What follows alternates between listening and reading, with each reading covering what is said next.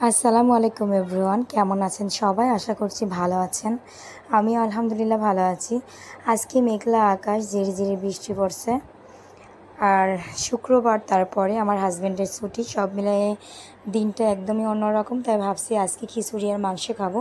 তো তার জন্য পেঁয়াজ রসুন কাটাকাটি করছি। আমি খিচুড়িতে বাটা মশলা মানে ব্লেন্ড করা মশলাও দেই, আবার এরকম আস্তা রসুন পেঁয়াজও কেটে দেই। তো যাই হোক, আপনারা দেখতে থাকেন আমি কিভাবে খিচুড়িটা রান্না করি। আর সব থেকে বড় কথা হচ্ছে, পেঁয়াজ কাটার কথা মনে হলে আমার অনেক ভয় লাগে।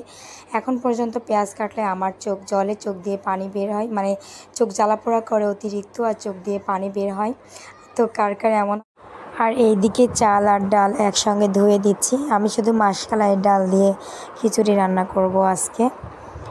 তবে অনেকেই অনেক রকম ডাল দিয়ে খিচুড়ি রান্না করে। আমার শুধু মাসকলাইয়ের ডাল দিয়ে খিচুড়ি রান্নাটাই বেশি ভালো লাগে। আগে থেকে মশলাগুলো রেডি করে রেখেছিলাম, সেগুলো এখন চালের মধ্যে দিয়ে দিচ্ছি। এখন মিক্স করে নেব। আর ভয়েস দেওয়ার সময় শব্দ হচ্ছে, এটা হচ্ছে ফ্যানের শব্দ। ফ্যানটা অনেক জোরে ছেড়ে দিয়ে রেখেছি, কারণ অনেক গরম পড়তেছে। কারো যদি শুনতে প্রবলেম হয়ে থাকে এর জন্য দুঃখিত। তো সবগুলো মিক্স করে নিলাম, চাল ডাল এবং মশলাগুলো।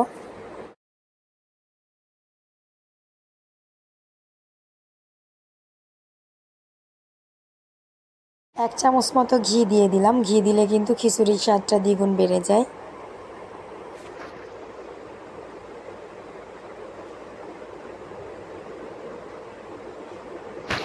এখন ডিম পোস্ট করে নিচ্ছি। ডিম পোস্টটাও কিন্তু খিচুড়ির সঙ্গে খেতে খুবই মজা লাগে।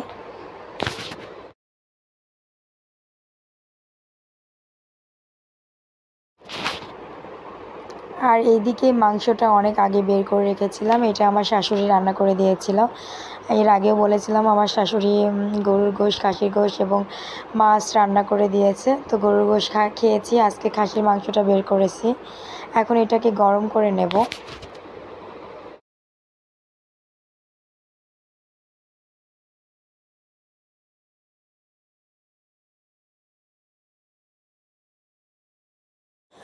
অনেক বেজে গেছে, এখন আমরা খেয়ে নেব, দুপুরের খাবার খাবো সবাই মিলে। আমার হাজব্যান্ড, আমার 2 মেয়ে, আমার 2 কলিজার টুকরা। তো ওরা ওর বাবার সঙ্গে খাচ্ছে। তো এইটা কিন্তু আমার শাশুড়ি, এই আচারটাও আমার শাশুড়ি বানিয়ে দিয়েছে। আমার শাশুড়ির হাতের আচার খুব ভালো লাগে। তো আমার শাশুড়ির যে আচারই করুক, বড়ইয়ের আচার হোক, আমের আচার হোক, সব আচারই মজা লাগে খেতে। তো এখন খেয়ে নিচ্ছি। আর খিচুড়িটা খেতে কিন্তু আসলে অনেক মজা হয়েছিল, অনেক স্বাদ হয়েছিল। আপনারাও কিন্তু এভাবে ঝিরিঝিরি বৃষ্টিতে খিচুড়ি রান্না করে খাবেন, দিনটা অনেক ভালো যাবে। আর হচ্ছে, বৃষ্টির দিনটা আসলে উপভোগ করতে খুবই ভালো লাগে। আর আমরা কিন্তু ডাইনিং টেবিলে খুবই কম খাই, যখন মানুষজন আসে তখন খাওয়া দাওয়া হয়। আর বেশিরভাগ সময় আমরা বেডে বসেই খাই।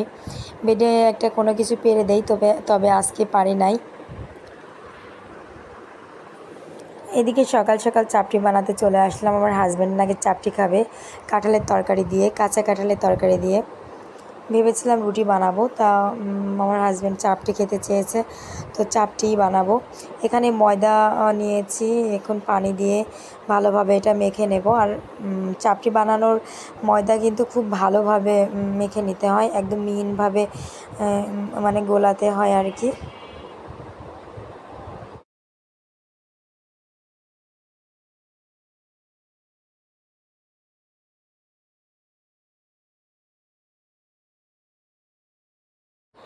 আগের দিন তাওয়াতে চাপটি বানিয়েছিলাম, তো সেটা লেগে আছে, সেটা এখন পরিষ্কার করে নেব ভালো করে। তবে চাপটি বানানোর সময় একটু তেল দিয়ে নিতে হবে, এতে করে চাপটিটা খেতেও খুব ভালো লাগবে, আবার উঠেও যাবে তা খুব সহজে। তো এখন তেল দিয়ে এভাবে আমি মেখে মানে চারপাশে ছড়িয়ে দেব তেলটা।